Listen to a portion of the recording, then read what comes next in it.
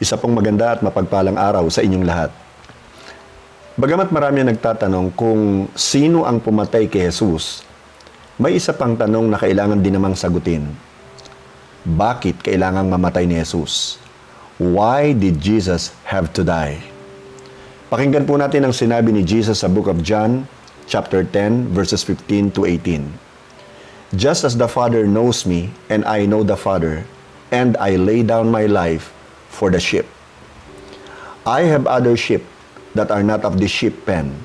I must bring them also. They too will listen to my voice, and there shall be one flock and one shepherd.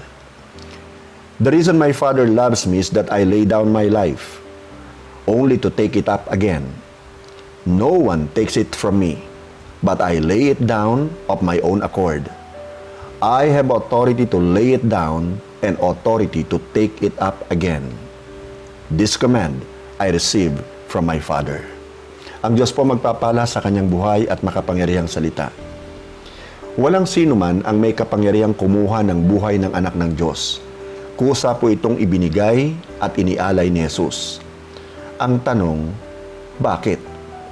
So sa araw pong ito, pag-aaralan natin ang ilang kasagutan sa tanong na why did Jesus have to die?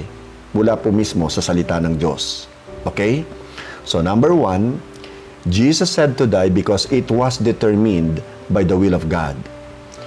Jesus had to die because it was determined by the will of God. Ang kamatayan po ni Jesus ay hindi bunga ng masamang plano ng mga tao laban sa Kanya, kundi resulta po ito ng plano ng Diyos. God determined that Jesus had to die. And this determination was based upon His foreknowledge. Alam po ng Diyos kung ano ang gagawin ng makasalanang tao kay Jesus. God knew that Jesus would be shunned and rejected. Alam niyang si Jesus ay kamumuhian ng mga religious leaders. He knew that they would plot to seize Him. Alam niyang ibebenta ni Judas si Jesus sa halagang 30 pirasong pilak. At ang pagtatraidor na ito ay seselyuhan ng isang halik. Alam niyang sasabihin ni Pilato na wala siyang nakikitang dahilan upang hatulan si Jesus. Alam ng Diyos na isisigaw ng mga tao na pakawalan si Barrabas at ipako sa krus si Jesus. Alam ng Diyos na ipapako sa krus si Jesus hanggang sa siya'y mamatay. God knew all this in advance, and yet He determined in His will that He would send Jesus Christ. The death of Jesus Christ was determined by the will of God. So, when was the plan incorporated by God? Babasahin ko po sa inyong nakasulat sa 1 Peter chapter 1 verses 18b hanggang sa 20.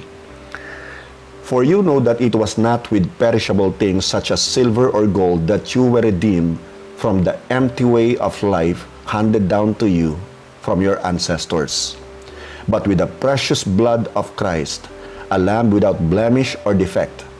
He was chosen before the creation of the world, but was revealed in these last times for your sake. Sa isa pong interview, binanggit ni Mel Gibson na ilang taon na niyang gusto talagang gawin ng pelikulang The Passion of the Christ. Yet, God planned the Passion even before the foundation of the world was ever laid. Number 2, Jesus had to die because He was delivered by the will of God.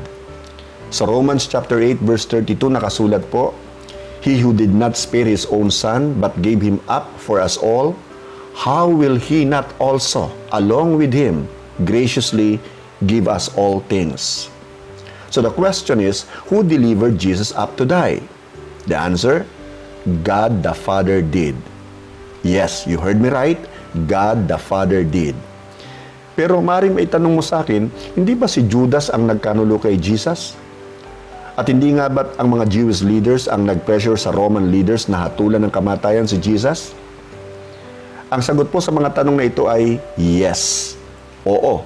Ngunit hindi nila ito may sasakatuparan if God did not determine it and had not delivered Jesus into their hands.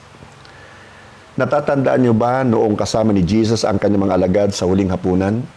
Hindi ba't alam niya ang maitim na balak ni Judas?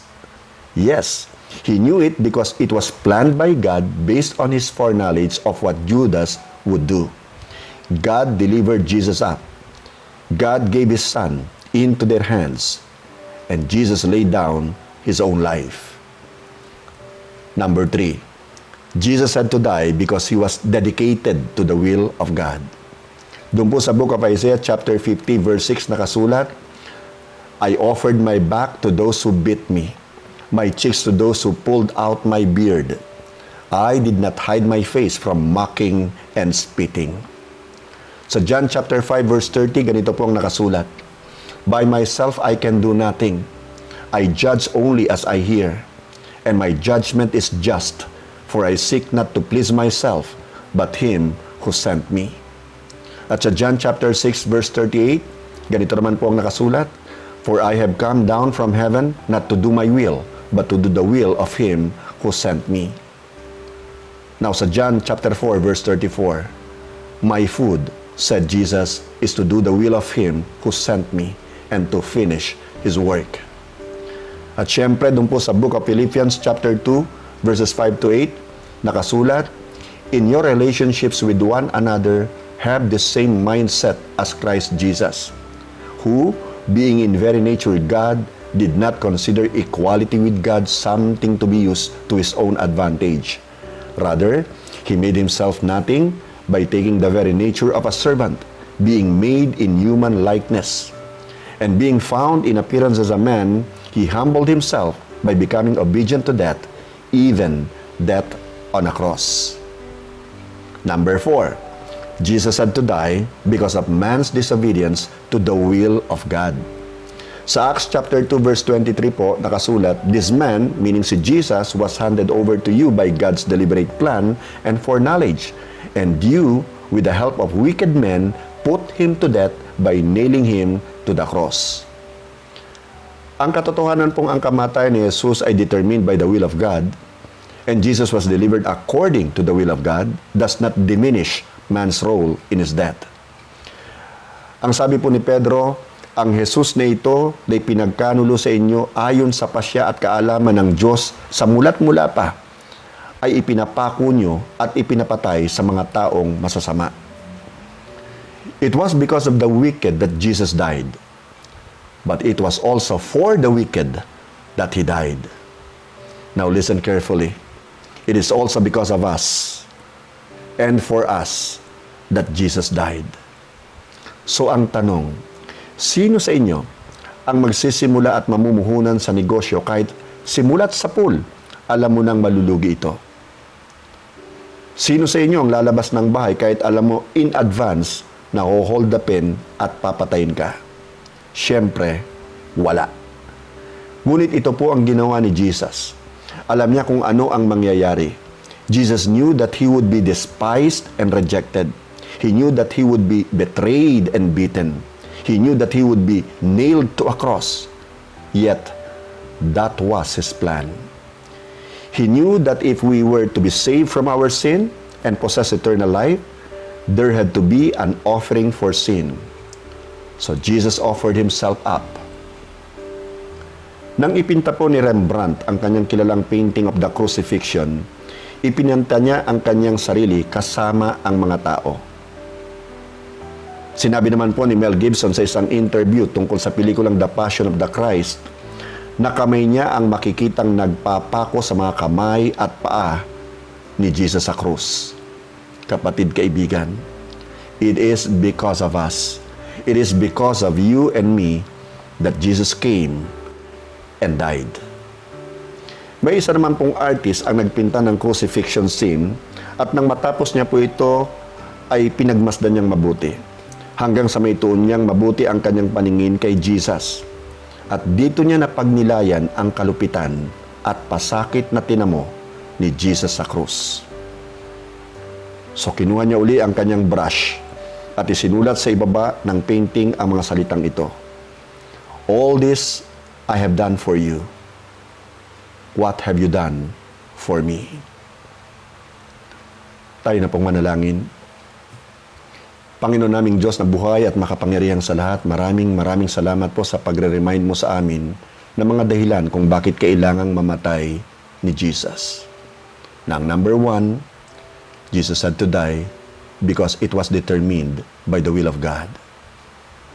Number 2, he had to die because he was delivered by the will of God.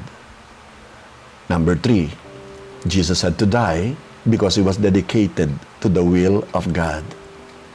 And lastly, Jesus had to die because of man's disobedience to the will of God.